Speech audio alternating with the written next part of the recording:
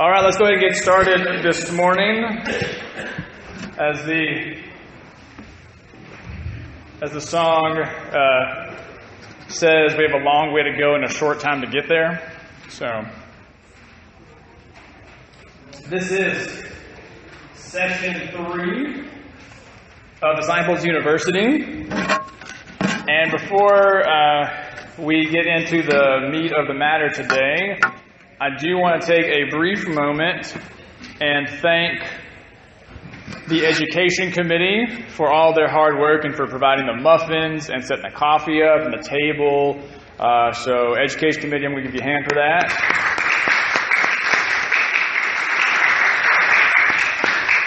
Also, thanks whoever brought the cupcakes, thinking that they were muffins. That was amazing. Thank you. One of my favorite comedians says, what's the difference between a cupcake and a muffin? Nothing. A muffin is a bald cupcake. So, it's true though, if you think about it. If you think about it, it's true, right? Like, the light bulb just went off in everybody's head. Like, oh my goodness. Lost control. All right. So this is our third session and our final session. So next week you'll be back in your own church school classes, unless you want to come in here and sit. I don't care. I won't be here, so... I hope that you've enjoyed it. I hope that's been good for you. If you've missed the last two sessions or one of the last two sessions, they are online at fcclongview.org/DU, like Disciple University, DU. And they're on there. You can listen to them at your leisure.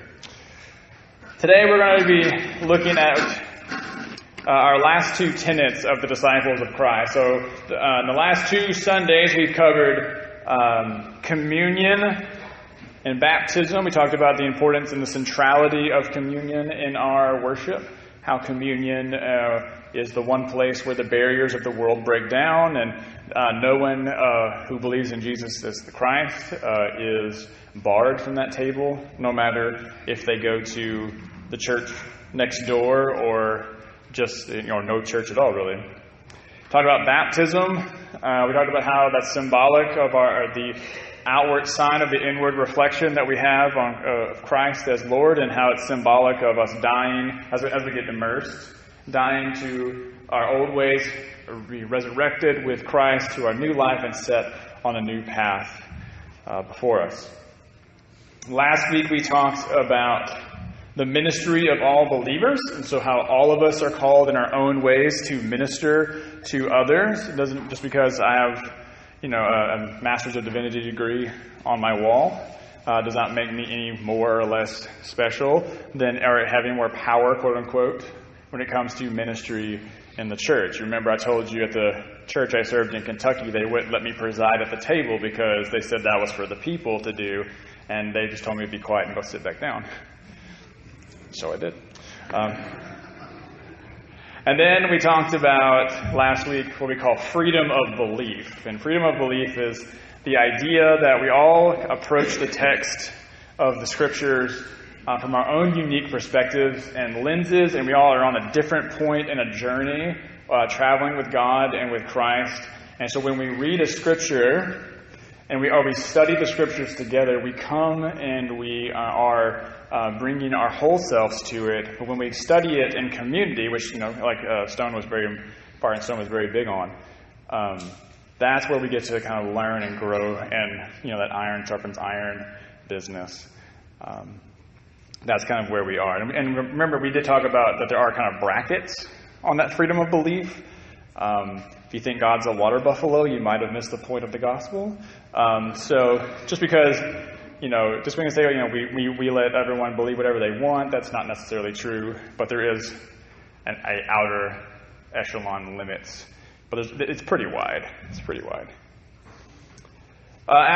Today, our last two topics we're going to be talking about is the unity and oneness of the church, and a movement for wholeness. That movement for wholeness is kind of a new one. The movement for wholeness comes from our identity statement, which says, we are disciples of Christ, a movement for wholeness in a fragmented world. As part of one body of Christ, we welcome all to the Lord's table as God has welcomed us. Before we get started, we're going to talk about two more people in our history who have been foundational in our growth and our starting. And those are the Campbells, Alexander Campbell and Thomas Campbell. Excuse me, Thomas Campbell, their father and son, so Thomas is the father. And Thomas Campbell was a Presbyterian minister. And he had a pretty big role in what was known as the Second Great Awakening of in the United States, the revival that happened in the United States, kind of spiritually here. He was born in Ireland, and he became big in the American frontier as he came across the pond, as you'd say. And he and his son worked together on this idea of restoring the church back to one unified body. They referred to themselves as disciples of Christ. And you remember, Barton Stone's group referred them as Christians. So in the Great Compromise, they put the two together. Right? So their movement helped start what was known as the American Restoration Movement. The Stone-Campbell Restoration Movement, it was the movement that said this idea of having the Presbyterians and the Methodists and the Episcopalians and the Catholics and all these different groups. All these different groups are separated on Sunday, but yet we use the same book, we believe the same God, we talk about the same Jesus. Why can't we all just be friends and come together despite our differences? Campbell and Stone would say that the table was that place where the world's barriers and labels fell off, and that's where we all came together. Doesn't matter what you had believed or what you practiced, in your own religiosity. It is at the table where we find our quiet center. Campbell, this is from the Disciples Historical Society, the Campbell wing of the movement was launched when Thomas Campbell published the Declaration and Address of the Christian Association of Washington in 1809. The Declaration and Address set forth some of his own convictions about Jesus Christ, and he organized the Christian Association of Washington in Washington County, Pennsylvania, not as a church, but as an association of persons seeking to grow in faith.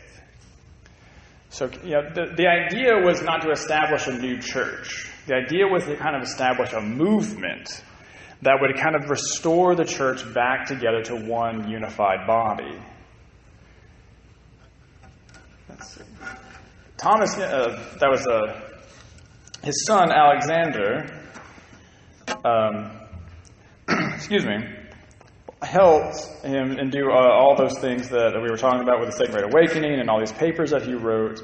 And he kind of came and emerged as one of the main leaders after the death of his father.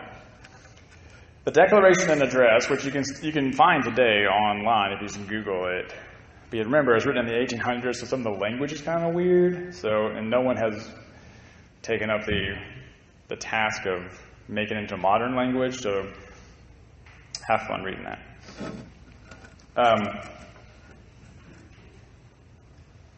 Yet Alexander Campbell came to the United States when he was 21 from Scotland to join his father, and they spent the rest of their time in the United States setting up and teaching about Jesus and the church universal. When the merger of the Barton and the Stone group, the Barton Stone group and the Alexander Campbell groups came together, that helped start what essentially ended up becoming the Christian Church Disciples of Christ. Now, if you look online, like you go to Wikipedia or even to our own Disciples of Christ website, it will say that the Christian Church Disciples of Christ did not start in the 1800s. Technically, quote unquote, it was in 1968. What happened was that the IRS said, you need to incorporate so we can start, you can have a nonprofit status and all this other stuff is way above my pay grade. And so, begrudgingly, the Christian Church Disciples of Christ formed a denomination, which many people would say Campbell and Stone would hate. But we are. But the movement of the disciples of Christ is still going strong today. Now, someone asked me last week about the Church of Christ. Right? We get confused with them a lot. Now, the story goes that the Church of Christ used to be a part of the disciples of Christ back in the 1800s. Right? Where the schism happened was mainly over interpretation of the Bible and music. Right? In the Church of Christ, for the most part, their worship practices stem specifically from anything that is explicitly stated in the New Testament. Right? So it's not explicitly stated in the New Testament that they used instruments to worship. Old Testament? Absolutely. New Testament? Doesn't really say. So the story goes that in Midway Christian Church in Midway, Kentucky, which is about as big as this room, there's a college there called Midway College. The minister at Midway Christian Church bought an organ and put it in the church. That was a problem. Some people in that church thought that was a problem, and they would take the organ out and they would hide it from the minister. The story goes that some of the elders were passing the organ around their house, from house to house, so that the minister could, and some of the people who supported the minister could not follow the trail. The last place they found the organ was in a barn in the second loft and back behind some hay bales. So someone intentionally put it there. So it basically came down to, they said, we're going to do it like this. This is, we feel that it is appropriate and right to use music to worship God, and the other group that did not left, and then they began to start their own denomination called the Church of Christ, not the Christian Church, Disciples of Christ, United States and Canada. And over time, they've kind of grown farther and farther apart in their beliefs. I see a hand, yes. When they left, did they take the organ with them? No, the question was, when they left to take the organ with them? No, they left the church and they said, you can have your organ. We're going to have our own, not have an organ in our own place. So that's where the Church of Christ comes from. Now, they are still part of the Restoration movement, under that umbrella, if you will. Many Church of Christ congregations will still take communion every Sunday, and still do a lot of similar practices as disciples. But there are a few differences. Like the Disciples of Christ will ordain women, and we have women elders and deacons. Church of Christ will not, for the most part, do that. I'd say 98.5% of the time they won't. There are a few that are happening, but they're outliers. Okay. So I wanted to answer that. Somebody asked me that last week when I was walking out. So, I'm sorry? Isn't the Church of Christ split? Did the Church of Christ split? Yeah. I mean, everybody has their schisms. Some of them do this and some of them do that because some of them wanted to join in with Right. the Christian Church Disciples of Christ. Mm-hmm. Yes, you're right. So even internally, the question was, did the Church of Christ split themselves? Yeah, even internally, they even had a schism, and some went back to... Calvin, do you have some more on that? Yeah, I grew up in the Church of Christ. Okay. Our expert here. There have been several different things that went on. There have been a group that's anti-campus ministries. There's also one that was one cup. Followed that. Some of them anti-Sunday school. Yeah. Just kind of Right. Is everything but Andy up. Right. Anti-hub, yeah. Thank you for that, Calvin. Yeah. So even, I had a professor in seminary who said that, the church has never really just figured out a way to grow itself. We just figured out how to divide itself. So we're really good at that. We can split over stuff all the time. That's probably the biggest split, that we've had in the disciples. Yeah. It may be surprising to some, but up in some of the north of the Mason-Dixon line, there are churches that across their nameplate are Church of Christ. Yeah. That have pianos inside. Yeah, definitely. All sorts of Right. instruments, so that they retain that heading Right. over the door. But they Yeah, there's a few It's amazing. I would say it's changing some, but not at a fast clip, I would say. Let's look ahead here. Let's go ahead and look at our fifth tenet, and that is the unity and oneness of the church. How appropriate. We had a segue from that, right? All right. So we look at unity and the oneness of the church. The landscape of Christianity is in a perplexing state, right? We know about the church declines. We know that the church was this once heralded institution of life and society and reason and thought and culture. And now it's kind of getting in the way of soccer practices and games and sleeping in. Football. Okay, well, hold on. Let's talk about after Stewardship Sunday, please. Okay, sure. That's why we have an early service. Cowboys don't play till noon, so we're good, right? So across the board, from big churches to small churches, we see a decline in membership and attendance and activity. There are more churches in the United States than any other time in American history, but there are only about 70% of the American population identifies as Christian. Now, of those 70%, not all 70% make it to weekly worship. The Pew Research Center, the PEW Research Center, studies religion from all the different facets and walks of life. And a year or so ago, came out with a big study that they took in 2014 that had to analyze everything. And from 2007 to 2014, the attendance of the people identifying as Christians dropped from 78% to 70% in the United States. The fastest growing religion in the United States is not Islam, as some news media outlets will tell you. That's not true at all. It is none, or nothing in particular. That's number 2 in the United States behind Christianity. Christianity, nothing. That's 1 and 2. That's your 1-2 punch. It's hard to keep up with the sheer number of churches that are out there. It's hard to imagine that at the beginning of the church, there was just really one, right?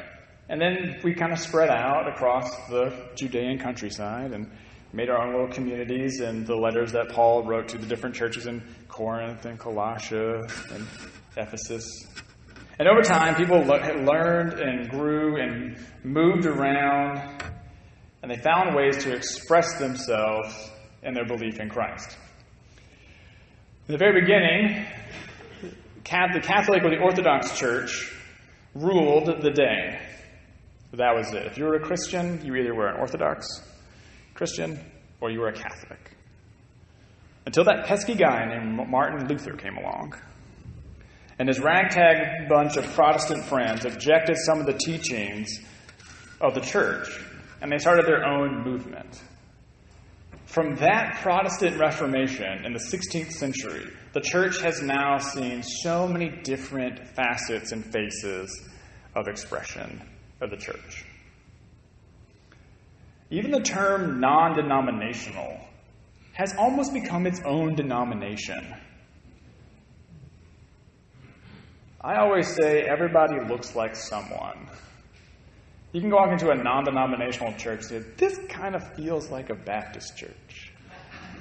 You can walk into, a non-denominational church and you go, well, the Presbyterians do that?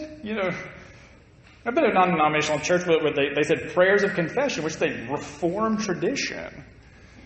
But no, we're not Presbyterian, we're not Reformed, we're non-denominational. Okay, whatever. It's all the same God, just different expressions. For us as disciples of Christ, we believe in the unity and the oneness of the church. Not just this church that we're in here now, the Big C Church, Church Universal. We believe in what's called ecumenism, or ecumenical dialogue. Conversations between the denominations about service and worship and togetherness and fellowship, understanding that it's the same God, it's the same Jesus, and we're all serving, trying to do the exact same thing. So why don't we just do stuff together instead of making it all, these kind of silos of things that everybody's doing? Unfortunately, the view of Christianity that is most prevailing, I'd say in the last 20 or 30 years, is one of us versus them. Us being the church we are attending, or the members that we have, and them being everyone else. We have to make sure that us looks better than Trinity next door. When I tell people I'm a minister, before they curl up in a ball and run away hiding, they ask me what church I go to, and I explain that I'm a disciple. And after I give my 10-minute exhortation on how we're not Mormon,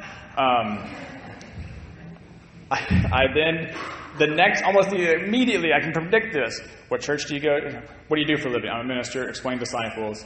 And then how many people are in worship? We have made that a measure of success in the church. Right? We've made an us versus them mentality. We have more people than the guys next door. We're doing something better. Right? We've all had those thoughts, so don't get your nose down a little bit. Okay. Now we might see it that many people do. If the view of Christianity is the one of who can have the most unique ministry programs, or the biggest sanctuary, the flashiest website, or the coolest iPhone app, then is it any wonder that the church across the board is shrinking? Christians from all walks of life have forgotten the centrality of the cross and the whole reason they became a person of faith to begin with. They didn't come to faith to boast about being the biggest church on the block, or to say that they do this or they do that. Just like how teachers didn't become teachers just to give state exams. A lot of teachers are like, yes, say that. There's something that enticed them in, and now there's something that must hold them together. The Campbell Stone movement believed in the restoration of the church. They wanted to restore the church back to one body. But as we look across the Christian landscape, all we see is little splinters and fragments. And to get the church to do anything together is akin to pulling teeth. When I was in Orange, I started a program called ShareFest, with the idea of churches coming together on one day to do service projects around Orange to better the community. Stuff that we always talk about from pulpits every other Sunday, right? I got 4 churches my first year. The next year we had 6. Next year we had 8. I called one of the biggest churches in town, talked to their minister. And I said, hey, this is what we're doing. And I said, and here's everything that we're doing. And I lined it all out for him. And he said, well, who's all involved? It was me. I was like, well, Disciples downtown, First Pres, First Methodist, and another Methodist church, Salem Methodist. And he goes, oh, okay. I don't think we're going to do that. I said, well, why not? And I was like, I'm like, our dates are flexible right now. It's early in the planning. What do you think? He said, I just don't think our people will come out for such a small event. Kid you not, he said that to me. I said, pause, sidebar. If you don't know this about Reverend Evan, I have a passive-aggressive streak in me. Unpause, remember that. I said, well, I think Jesus did pretty good with his 12.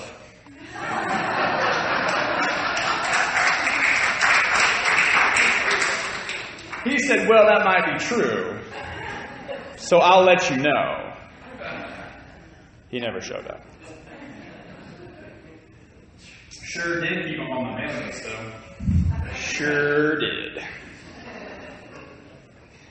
This is the problem we have in the church, bringing everyone together, because what has happened in the church since the decline of the church is that we started looking inward into the church, and we have to keep everybody happy. So a lot of times we walk around like this. Everybody's happy. Nobody gets mad. Because if you get mad, we lose you, and you go down the street and make it bigger.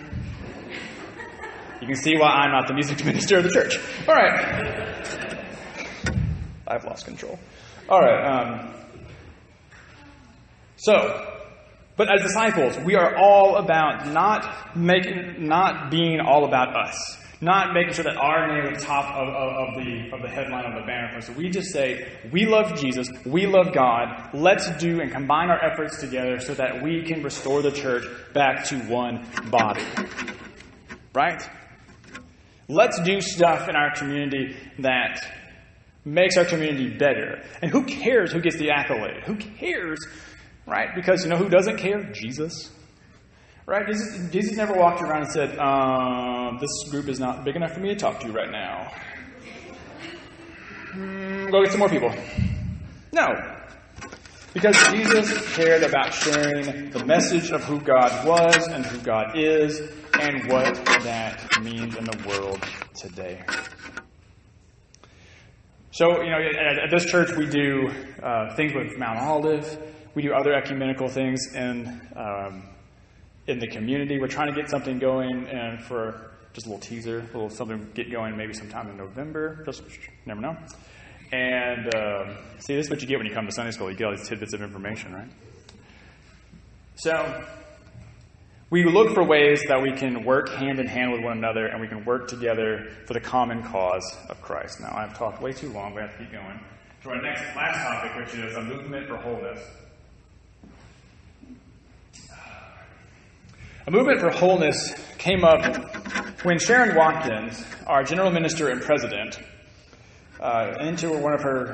she's in her end of her second and final term, came up with this idea of being a movement for wholeness.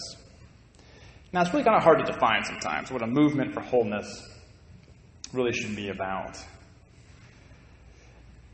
When we think of the idyllic world of the future, and the coming of God to earth again, we are hopeful for the message that we find in the book of Revelation. Now, I know Revelation has a lot of weird stuff in it, and I know it's all confusing, but trust me when I say that it's a book of hope. You can skip probably the first 20 chapters and just go to 21, 22. That's all you really need to read about, right? The new heaven and the new earth. But until that time, when God restores the world back into its rightful place, at the end of Genesis chapter 1, God says, and God looked down at all that God had created and said that it was good. Yes, it was very good. Very good. When we look outside our walls of this church, we don't see a very good world.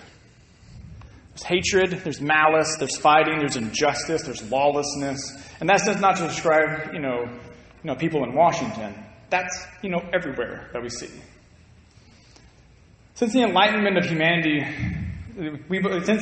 we believe that humanity can and should be better than what it has been. During this time, we have taken great strides to create for ourselves a world of harmony and justice. Slavery was ended. Civil rights were given. We have a long way to go. Women were given the right to vote. The culture has shifted on so many different issues that once plagued our society. Not saying we have everything figured out, but we have some room to grow. The church has to take those steps. The church should be that place that continues to push forward issues and places where there is brokenness in our world, in our community, and be the leader and toot the bullhorn a little bit to bring awareness to what that is doing. There are still debates, even in churches, about the role of church and the role of women in church and the place of church in society, the place of church in civil discourse and discussion. But followers of Christ are called to promote the gospel of Christ in the world around us, just as there are different people in this room who may think different ways to go about it. And if we believe in the ministry of all believers, and we believe in freedom of belief, then we can look and go and tackle a problem from different directions. But the understanding of wholeness compels the faithful of God to recall the fullness of love, the tenderness of grace, and the completeness found in Christ Jesus. Right? If we look at the end of Revelation reminds the followers of Christ that in the end, God will have the final say. In the end, if God is the God we say that God is, God will restore the world back to that very good state. But until then, we have a crazy, messed up world. And our job is to live out our calling as faithful followers of Christ, to try to find areas of brokenness, areas of where persons do not feel whole in who they are, and to try to provide that for them. Wholeness and the movement for wholeness is something that the church, at one time, many, many years ago, was the place where they would come. They would find sanctuary. They would find relief from the world around them. But over time, the church has gotten away from doing things like that. We've kind of shifted that over to local services, state services, federal services. And all the while, we still do our part. Don't get me wrong, I'm not saying we're not doing enough here. We give 10% of our budget each year, sometimes more, to outreach services, which I commend this church for doing, because I've been in churches that didn't meet that 10% threshold. But outside of what the church gives money to, whatever speaks to our heart, whatever speaks to us, that we look at this world and say, that is a dark and broken place where the light of Christ needs to shine. Where people need to be seen as, human, and stand with them and travel through this dark valley with them to the other side. Not so we can have some accolade or some banner to put up on the wall, some plaque to do, but because our faith compels us to do it. Wholeness is about completeness, if we ever can be fully complete, right? It's about healing. It's about restoration. It's about reconciliation. It's about forgiveness. It's about grace. And the disciples pride itself on being that movement of wholeness in a fragmented world. We have churches and the disciples of Christ that you would walk into and not think it was a church. But they found populations and groups and communities that were shunned by the world around them, and the church said, you can come here. There's Galileo Church in Mansfield, the Eucatastrophe in Dallas. I really want to get Phil Shepard from Eucatastrophe up here. He's about 6'2", about 250 pounds. He has tattoos and gauges. He's the coolest guy ever. Right? But he does awesome work with a community that if they walked into a church elsewhere may not feel as comfortable, or they're not speaking to the issues that they want to speak to. The gospel means nothing if it's a bunch of rules that you better follow for fear of condemnation or rejection. People are looking for a place or a belief or something to fill that void, that hole in their heart. St. Augustine talks about that every person has a God-shaped hole in their heart. You can put drugs, alcohol, toys, cars, houses, money, work in it. It'll never fill up. But when God enters in, then we are full and complete. And then we are able to live for the life of Christ in the world around us. All right. I have time for 3 minutes of questions. Yeah, Betty in the back. Well, I just want to make a statement. Of course. About the piece of Oh, yeah. The original disciples. Yeah. Duellas can probably tell it better than I can. But there's a piece of furniture out there by the piano on this floor. It's against the wall and has marble on the top. It's out of one of the original Christian churches up north. And some of you are going to say, how come we got that?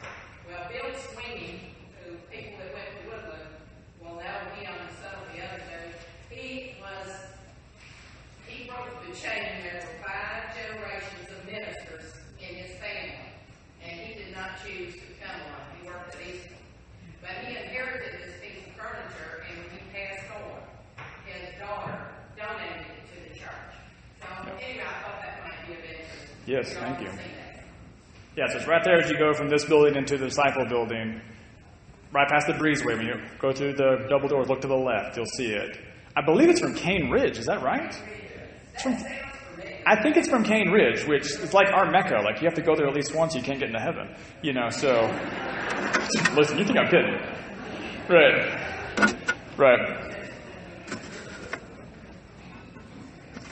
Well, in closing, I want to thank you for your attendance.